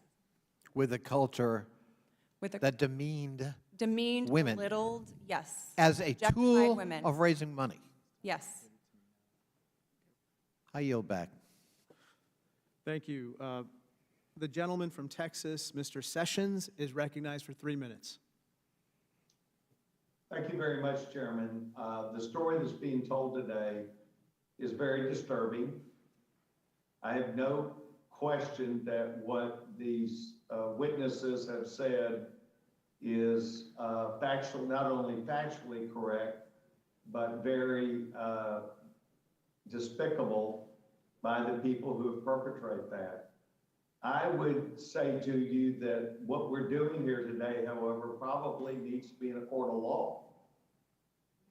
And that I am not a lawyer, do not understand what the law is necessarily related to this, but that I would say that no one would be above the law, even if you're in the NFL. And I don't know if anybody had ever approached law enforcement about sexual abuses or the district attorney that may be in the area. So I would ask any of you, was any of this ever reported to law enforcement? Are you asking if we went to the police station to say that we were being sexually harassed by our bosses? No, ma'am, I think I had heard sexual assaults also. I do understand the workplace misconduct. That is very inappropriate. And I do understand that evidently HR was not involved. I'm talking about there were things that were violations of the law where someone would have gone to a lawyer to seek legal help and or reporting that to the police. I don't mind answering that since I was asked something similar about DC. I was Thank you. very young and very naive. And if I could do it all over again, I would have done something with the police. But at 24 years old and it being what you hope to be an exciting, prestigious job, it was not something that you considered when you didn't even have the first step of an HR department to go to. So to even consider taking it to the next level of the police, it just, unfortunately and regrettably, didn't occur to us. Yes, ma'am. I think I'm also in reference to a lawyer, whether someone sought legal advice over a circumstance that several people felt like they were in. And I'm not trying to say you did or did not do the correct or right thing. I'm simply asking a question. Did anyone ever seek then a lawyer who might provide them some information about, since you're 24 and young people, did anyone ever think about getting legal counsel? I would love to answer that question. My desk was situated right outside of the Chief Marketing Officer's office, Mitch Gershman, right outside Bruce Allen's office, and right outside the Attorney General for the team at that time, Eric Schaefer's office. Eric Schaefer, obviously representing the Washington football team, that is his client, had a conversation with me about finding an attorney because what was going on in that building was against the law. To Tiffany's point, as a young 20-something-year-old, you really do not know what to do. When you are going to the Human Resources Department and you're getting nothing, do you really honestly believe that you're going to go to the police and get something about a workplace harassment issue? No, you do not. Do I think that, looking back on it, I wish that I went forward with an attorney? Yes, absolutely. But when you're being threatened with your job and you need to worry about paying rent, paying for groceries, putting gas in your car, it's not necessarily something that you go do. We tried to correct the situation in that building. It was obviously fell on deaf ears, as I mentioned earlier. So nobody sought legal advice because we did not have the knowledge that we have now that that was a possibility. And to my point before, how important this hearing is for us to be able to help other people so other people know that there is a possibility that you could get an attorney involved. You could get the police involved. Thank you, Mr. Sessions. Mr. Chairman, Let me. Mr. Chairman, I'd just like to make an additional comment. Sorry, sir. It is my hope that, as this gentlewoman has said, that one of the things that needs to come out of this is, if not the availability of the police, at least that if they do not help you in an HR circumstance, that there are circumstances that people should go to. And I want to thank the gentlewoman for addressing that. I yield back my time. Thank you, Mr. Sessions. That is a helpful comment. Now I'd like to recognize the gentlewoman from Ohio, Ms. Brown, for 3 minutes. Thank you, Chair Maloney and Chair Chris Lamorty for having this roundtable, and I thank the witnesses for their participation and courage. The NFL has one of the most prominent platforms in the world. Yesterday, America watched the Washington football team's new name unveiling on the Today Show, and in just 10 days, 100 million people are going to tune into the Super Bowl. How the NFL handles the issue of sexual harassment matters. It can shift public discourse for good or bad. In 2014, Commissioner Roger Goodell said, and I quote, "The NFL is held to a higher standard and properly so, given the league's prominent role in American society." So my question is for Ms. Nunez. Ms. Nunez, what message do you think the NFL has sent, given the way it has handled the investigation of the Washington football team? That unless you have money, unless you have power, honestly, unless you're white, you're powerless. You don't matter. So I think the message they still have the potential to obviously change what is happening, because we're still in it. Obviously, we're still here and pushing. So they definitely have the potential to really do something that truly means to inspire change. Thank you. So given that the NFL has been pushing a narrative of empowering women that seems convenient to them, does it frustrate you in the light of the NFL's public relations campaign involving women's issues? 100%.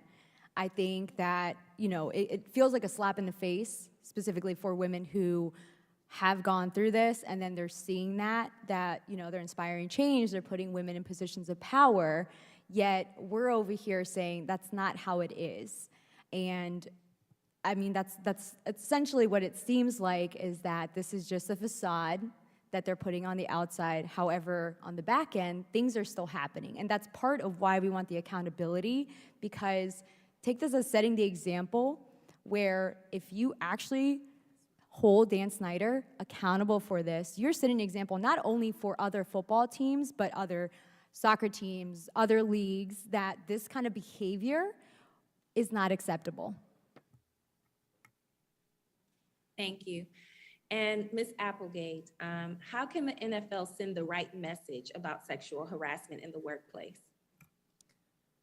I believe the first step is to have Roger Goodell also be held accountable, and I believe that in holding Roger Goodell accountable, that means that he should be resigning from his position.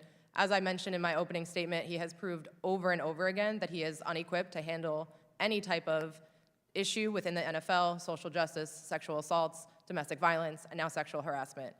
Beginning with new leadership from the top of the NFL will create change throughout all 32 teams. Thank you so much. And Mr. Chairman, my time has expired. Thank you. Thank you, Ms. Brown.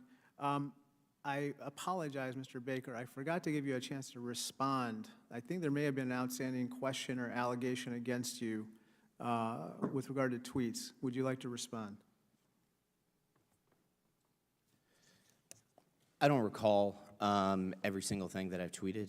I will say the dates of some of what she mentioned were many, many years ago. I would say more importantly, nothing that I've done outside of the Washington football team has anything to do with why we're here today. And my story is true. We know that the videos that I saw and we were directed to produce, we know they exist and they were created. And that's what I'm here for, is to tell that story. Okay, thank you, Mr. Baker. I'd like to now recognize the gentleman from Pennsylvania, Mr. Keller, for 3 minutes. Thank you, and I just would like to thank the witnesses for their courage, who have taken the time to share their experiences with us today. First and foremost, let's start off by saying that there is absolutely no excuse for abusive behavior or harassment in any work environment, and any such instances of such behavior should be fully investigated, and the violators should be held accountable. I'm very sorry that the witnesses with us today have had these types of experiences. This committee has been tasked with investigating waste, fraud, and abuse of taxpayer dollars and ensuring government agencies are operating properly. And to be clear, there are plenty of federal issues within the committee's jurisdiction that deserve our attention also. Inflation is at a 40-year high, energy prices are skyrocketing, and Americans are struggling to heat their homes and pay their electric bills. Veterans are unable to access essential VA benefits due to certain federal agency closures. Even as the number of encountered DHS officials, or even the number of encounters DHS officials have had with illegal border crossings, it topped 2 million since January 2021. This committee refuses to hold an immigration hearing despite multiple calls from Republicans to do so. How long can we continue to ignore the worsening humanitarian crisis the Biden administration refuses to acknowledge? We need to keep in mind that we are here to work for the American people, and I urge you to hold hearings that address all these issues under the committee's jurisdiction. And with that, I thank you and yield back. Thank you. I'll use your remaining time. As you know, we've been tackling a number of issues on this committee, everything from oversight of various government agencies to oversight of federal contractors, to oversight of January 6th, to oversight of Afghanistan, and now it's time to talk about workplace safety. Sexual harassment pervades our workplace, unfortunately, even in 2022. NFL and Washington football team are among the most prominent workplaces in America. Everybody watches to see what is happening there, to take cues on what is happening in their own workplace. I respectfully point out that this committee does have jurisdiction with regard to workplace safety. I now recognize the gentlewoman from Florida, Ms. Wasserman-Schultz, for 3 minutes. Thank you, Mr. Chairman. First of all, I want to not only thank you, but assure you that this is the opening salvo. So don't you worry. There's not that many people here today, but those of us that are here, and even many who are not here, are going to stay on this like glue. I have a 22-year-old and an 18-year-old daughter. My 22-year-old daughter is embarking on the very career path now that you young women described at the outset of your careers, and you put fear in my heart for her and my younger daughter. And so I can assure you that elections have consequences, and the reason it's important to elect women to office is so that these kinds of issues get addressed. That having been said, I want to point out the NFL's showcase event is a week away, as the colleagues have mentioned, and these difficult conversations around racism, discrimination, and accountability cannot be pushed to the sidelines. I'd be remiss not to mention the obvious. The NFL has a sexism and a race problem that it refuses to seriously address. Colin Kaepernick, John Gruden, now Brian Flores. The names change, but the problem remains. There is an egregious lack of representation and opportunity for black leaders in the NFL. But my hometown Miami Dolphins are now the catalyst to this conversation over the lack of diversity among football's coaching and executive ranks, and hopefully this will result in reform. This is a common thread, though, and I have a question, Ms. Coburn, of you. And let me just underscore how this represents the expenditure of taxpayer dollars over which we are supposed to jealously guard in this committee. You might be aware that part of the reason that the NFL is such a profitable business is that Congress approved legislation in 1961 that allowed an antitrust exemption where professional football teams to pool together when negotiating radio and television contracts. They also receive lucrative federal tax exemptions and taxpayer dollars in the hundreds of millions to build football stadiums that make them billions. Do you believe Congress should be in the business of protecting an organization that puts the interests of billionaire owners above hundreds of women who experienced harassment and abuse? And do you think that those benefits, that we should consider revoking them if they do not make changes to ensure that you have protections when it comes to human resources, sexual assault, accountability, making sure that there is an equitable and safe workplace for their employees? Absolutely. Thank you for that question. And the NFL recently had a $110 billion media deal, from what I understand. So that amount of money came directly from the exemptions that are in place, thanks to you. I think that the oversight of the NFL needs to stand within you because there's no one else doing it. Yeah, the money and power is what rules the NFL. And unless somebody steps in and holds them accountable, nothing will change. They will continue business as usual. I trust that in the future, Mr. Chairman, we will have far more than 3 minutes apiece, and far more time will be devoted by this committee on the leadership of Chairwoman Maloney to ensure that we hold the NFL accountable and that we help you seek justice. Thank you. I yield back. Thank you. I'd now like to recognize the gentleman from Arizona, Mr. Biggs, for 3 minutes. Thank you, Mr. Chairman. I'm with Ms. Wasserman Schultz. I wish we each had more than 3 minutes to discuss these important issues. I'm grateful to all the witnesses for coming. It's awfully difficult to sit here and listen to the horrific circumstances to which you were subjected. And I want you each to know that I've read each one of your statements. I've also went and read multiple articles about the situation in preparation for this hearing. And I want you to know that I'm really greatly moved by your testimony and this view what we've heard today is abhorrent and disgusting. And I would also suggest, Mr. Chairman, I know our chairwoman's not here, but this is really an unusual investigation that we're engaged in. I would encourage, Mr. Chairman, that maybe we look at other examples of this workplace environment that is toxic in this way. And I would suggest we bring in Mr. Zucker from CNN, maybe Chris Cuomo, maybe the producers that have problems. I think we need to expand this. And every one of these victim witnesses who testified today, and in their written report, their statements, all of them said that one thing that is important here is to spread this out to try to end this in multiple venues. And I think that's right. And I would just, before I get to my questions, 3 minutes doesn't give you much time. There are four things that are available to a victim right now, and that's administrative procedures, civil procedures, if there's a criminal conduct, and some of these that I read about looked to me like they involved criminal conduct. So there's criminal procedure, and then there's what I would say is happening today, and that's public pressure and public awareness. And so I thank each of the witnesses for being here. Ms. Coburn, it is my understanding that the Washington football team has new priorities to protect the cheerleading team. Some of these measures include better access to human resources, assignment of an HR employee to the cheerleading team, and now it's called the dance team.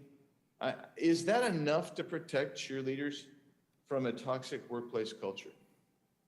Not when leadership has not changed. And one of the men who was very closely involved with the cheerleaders, their auditions, their calendar pictures, the videos that were created at the behest of that person, no, I don't believe they're safe. Thank you. I think you're probably right. I wish we had more time. My time has expired.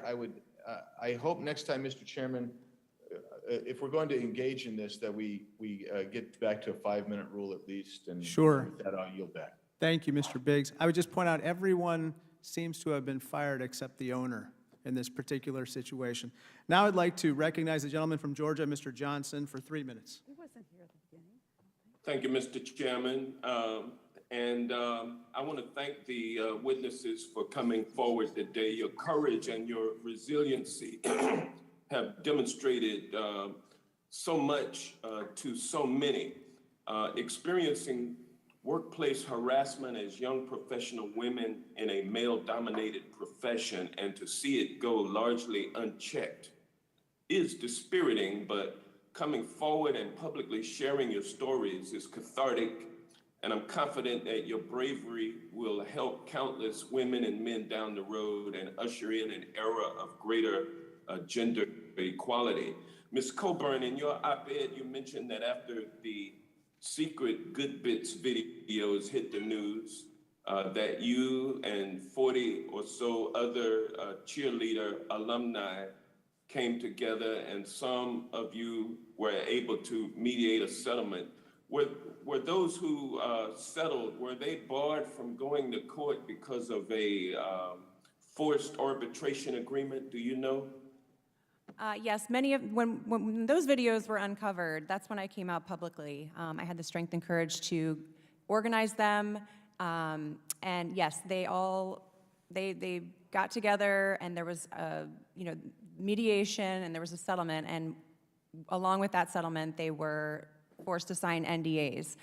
To be honest, many of them wish they hadn't. They wish they could have spoken out. They were very vocal before the process began, but they also wanted to squash these videos. They're mothers, they're daughters, they're businesswomen, and they just wanted those videos to go away. So they settled and signed NDAs, but I'd like to remind you, and that's why I'm here, that those videos were created at the behest of the owner, and that is a criminal offense. Whatever has happened to those videos, have they been destroyed? Has there been any talk about disposition of those videos? I'm not sure. I've been told by people involved that they were told to destroy it. I think the Post had copies, but I'm not quite sure where they are. But I have a feeling there's many copies in possession of many of Dan Snyder's friends, if I had to guess, along with other... So tell me this, Ms. Coburn, the fact that the NFL under Roger Goodell is covering up the report that was issued pursuant to the investigation, how does this help to perpetuate the good old boy network that engages in sexual discrimination, in sexual harassment, in racial discrimination, racial harassment? How does that impact where we are today with the NFL? It sends quite a clear message that money and power can buy anything, and that they can get away with anything, and they did. Well, I thank you for your courage in coming forward, organizing these women, and I hope that you continue to stick with it. We will stick with you, and we will do what Congress can to make sure that we root out this kind of misconduct and not let it continue to perpetuate. And with that, I yield back. Thank you, Mr. Johnson. Now I'd like to recognize the gentlewoman from California, Ms. Spear, for 3 minutes. Thank you, Mr. Chairman. Thank you, courageous women, for coming forward. I want to apologize for some of my colleagues on the other side of the aisle who were first saying thank you for your courage and then victim blaming you. Like somehow you should go to the Human Resources Department that didn't even exist. When you did go to someone superior to you to complain, you were told to shut up and never repeat it. So let's be very clear. Now, there was also this question, what can Congress do about this? Well, Congress can do a lot about this. Next week, all of my colleagues on the other side of the aisle who aren't here now could vote for the bill by Sherry Bustos that is going to require that no NDAs can be forced upon employees for sexual harassment or sexual assault. That would go a long way. We could also investigate the tax-exempt status of the National Football League. We gave them that tax-exempt status. Evidently, there was $8 billion received last year that was then divided up among the various teams to the tune of about $250 million a team. Oh, how clever is that? How about if the taxpayers had received that money? Because the NFL isn't doing its job. Roger Goodell has to release the report. There are 120 victims that came forward and testified. The Beth Wilkinson report must be released. And we need to take a real good look at the NFL and determine whether or not it's really eligible for tax-exempt status. Now, let me ask each of you this question. How many times were you sexually harassed when you were working at the Washington Redskins whatever they're called now, Commanders, I guess? Are you asking I'm going to start with you, Ms. Coburn. Too many to count. I was there 14 years, and it's too many to count. Is it more than 100? It's more than 100. More than 200? If I had to guess, yes. These comments, these sexual objectification comments, these uncomfortable situations, I was arm candy at events with all the male executives, like, it was a very constant thing. Thank you, Ms. Johnson. At least 50 to 100. And it wasn't even just the comments, it was the situations of being tossed in the air with a skirt on and me having to convince myself, keep your legs closed to avoid an uncomfortable situation in front of the potential client. All right, Ms. Flores? Over 100. Ms. Applegate? I worked there for a year and a half, so mathematically that would be roughly 515 times because it happened on a daily basis, and that was a 7-day-a-week job. All right, Singleton? I echo what Emily said. It happened every single day that you were on site. It didn't matter where you were. It was a pervasive culture that happened, and I worked there for 8 years. So multiply that 500 times by 8. Thank you. Mr. Chairman, thank you. This was a predatory environment. I don't believe it's just going on at the Washington Commanders. This is a message to send to every football team in this country. And the criminal conduct that appears to have gone on at the Washington Commanders needs to be fully investigated. That video must be found, and it must be reviewed, and criminal action should be considered by the local district attorney or U.S. attorney. I yield back. Thank you. The gentleman from Florida, Mr. Donalds, is recognized for 3 minutes. Thank you, Mr. Chairman. To the witnesses, I was actually in my office listening to your testimony very intently, what you had to deal with and what you were pressured into doing, what you were coerced into experiencing is abhorrent behavior. It's never tolerated anywhere. It should not be tolerated at any workplace in the United States. And I think that this body, with respect to sexual harassment, has done a lot of work over the years to make it expressly clear to employers that sexual harassment, sexual misconduct is not to be tolerated in the United States. I think that the report in question by the NFL should be released. You know, I'm a fan of the product, but it is clear that there are several issues with the NFL, this being one of them. And I think that that report should be released. I think the other thing that it is important, and you've heard it, you know, obviously from my side of the aisle, is that is it Congress's purview to quote unquote do something? I don't want to use hyperbole in this instance because what we're discussing is incredibly serious and incredibly sensitive. But Congress also has to be very careful about its role, not just with the Washington Redskins. I still call them the Redskins. I know they changed their name, but to me, it's always going to be the Redskins. It's not whether it's with the Washington Redskins or with any corporation in particular. We have a responsibility here of regulating specifically the United States economy when it comes to interstate commerce, to regulating our borders, to actually making sure we coin sound money, that we appropriate for the necessary functions of government.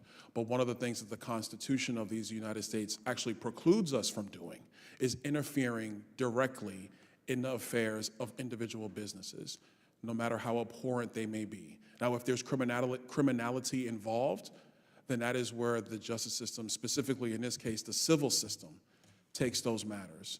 But I think for my colleagues, no matter how you feel about this issue, and I feel terrible for you and what has happened in the culture at the Washington Redskins, we have to make sure that we don't become the arbiters of deciding how these things are going to be handled inside individual institutions.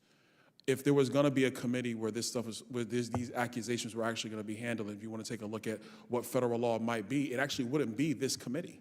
It would be the committee that meets next door, Judiciary, or maybe Education and Labor, that actually deals with labor practices. And so I really wanted to come down here to express both sides of a very terrible issue. One, the report should be made public. The NFL should absolutely do that. But two, just as well, and this is much more for my colleagues and frankly not for the witnesses, is that we have to be careful about how we wield the power of Congress. Because if Congress decides that they're going to engage themselves in the actions of every business or every community, regardless of whatever our powers actually are under the United States Constitution, that we actually limit the authority of Congress and we actually undo the authority that we are here to actually wield under the U.S. Constitution. Thank you. Now I'd like to recognize the gentleman from Georgia, Mr. Clyde, for 3 minutes. Thank you, Chairman Krishnamurthy. I would like to thank all our witnesses for being here today. No one should ever have to be employed in a toxic work environment. More importantly, sexual harassment is a behavior that our society has determined is antithetical to a professional work environment. No one should ever have to face that either at work or elsewhere. And I appreciate the courage it took to tell your stories, and I hope you're able to find peace and healing. While I appreciate the opportunity to hear these stories, I would remind the majority that sexual harassment has been illegal for decades and that Congress is not the proper forum for legal relief. We are legislative in nature, and this hearing should be held in a courtroom, not in this committee room. It seems like this committee, the Committee on Oversight and Reform, enjoys holding hearings on issues over which we have no jurisdiction. As I said before, I will say again, this committee used to be named the Committee on Government Oversight and Reform, and when the majority chose to remove government from this committee's title, it should have been a giant red flag that House Democrats believe their authorities go beyond the four corners of the Constitution and the jurisdiction and charter of this committee. This committee needs to refocus its priorities on investigating government operations, not the dealings of private companies and organizations. When private companies or individuals break the law, bringing them to justice is the responsibility of the executive branch. But perhaps that is why this executive branch issue is being highlighted in the legislative branch. This must be a signal to the nation that the executive branch under President Joe Biden is not faithfully enforcing the law as required by Article 2, Section 3 of the Constitution, which says he shall take care that the laws be faithfully executed. It must be evident that this is not happening and that the President, through the executive branch, is not faithfully executing the law. Our nation is currently facing record numbers of illegal immigrants crossing our southern border. Inflation is at a 40-year high, tensions are rising with Russia, and we have a real potential of another war in Europe. We have an opioid epidemic where in the last year alone we've had over 100,000 people die of drug overdoses, with the vast majority coming from opioids. Our supply chain continues to have major disruptions, and we have experienced countless other crises spurred on by the current administration's failed policies. And yet we have not held a single hearing to do actual oversight of the federal government, which is the job of this committee, oversight of the executive branch. The mission of this committee is to investigate waste, fraud, and abuse of the federal government, not to investigate the inner dealings of a private entity, regardless of how atrocious. I urge the chairwoman and chairman to concentrate this committee's energy and time to dealing with the many crises our nation is currently facing and no longer abdicate its responsibilities as it has time and time again done this past year. Thank you, and I yield back. Hold on. Thank you, Mr. Clyde. We're gonna wrap up, but I have a couple questions for you.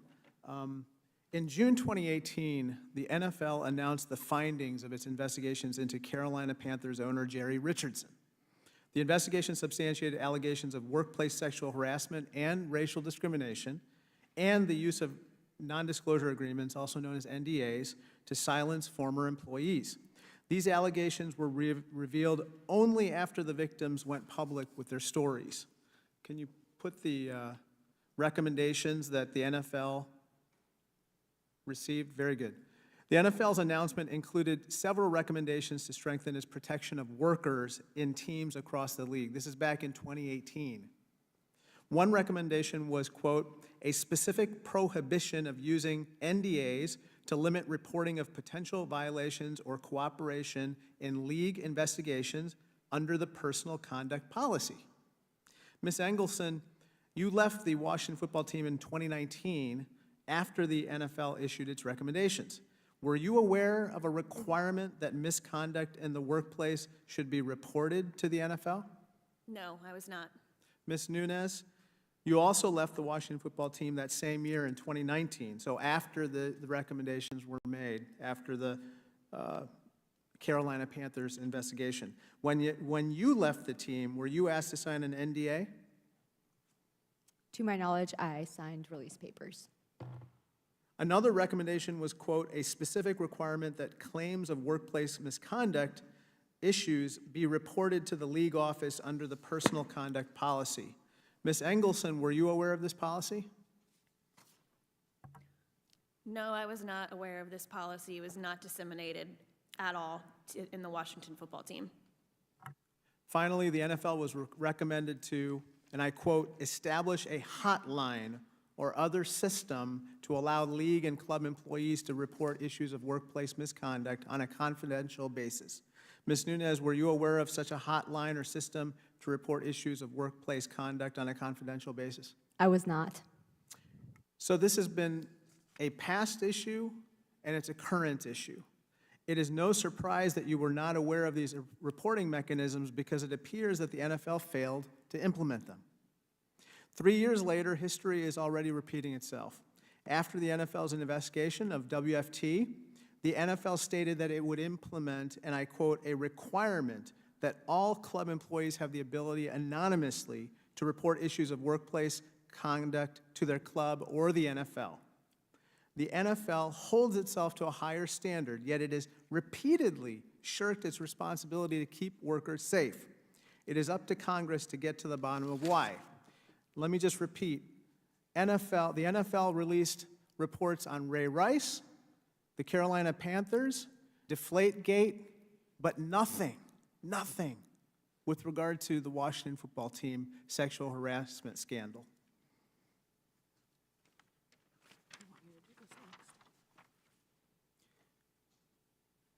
Now, I just want to make a few final comments here. Some of my colleagues have repeatedly acknowledged your pain. They've said that you have suffered horrific harm. But unfortunately, they say that workplace misconduct in this committee being examined is a big waste of time.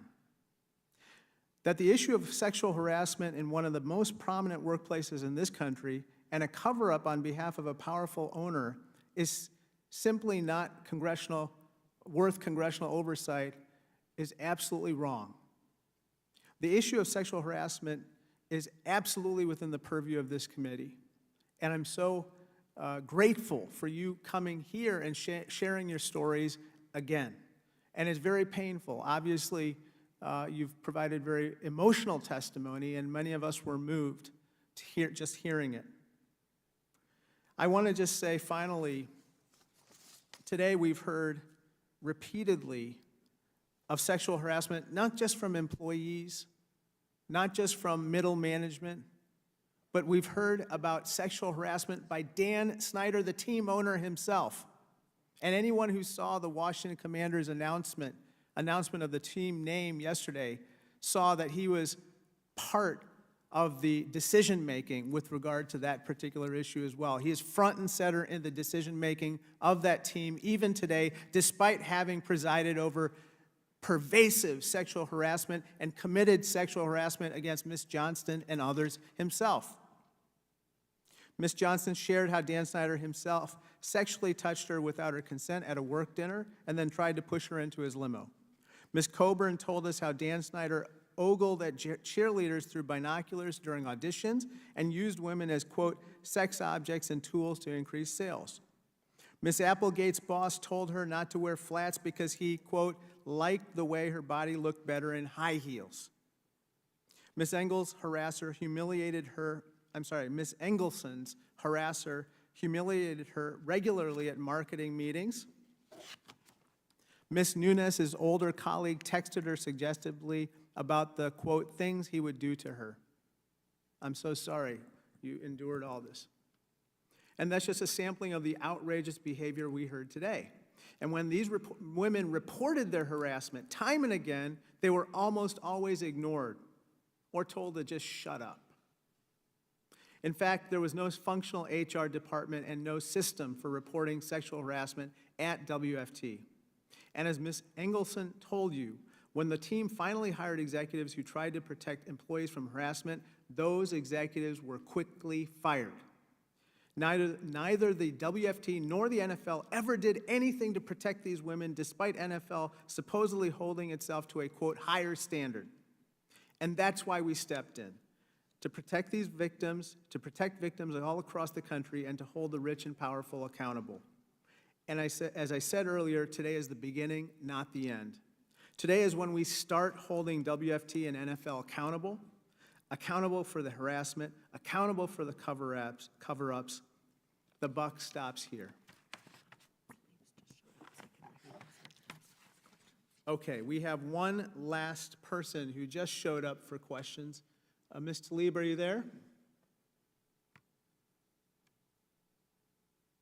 Ms. Tlaib?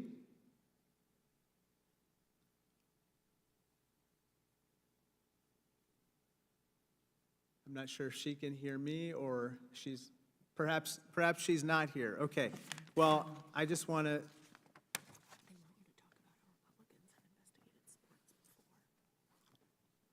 this is a bipartisan issue, the investigation of sports. In 2005, Republican Chairman Tom Davis of this committee, joined by Democrats, subpoenaed Major League Baseball about its steroid safety policy. 10 years ago, Democrats and Republicans on this committee again worked together to demand that the NFL test its players for steroids.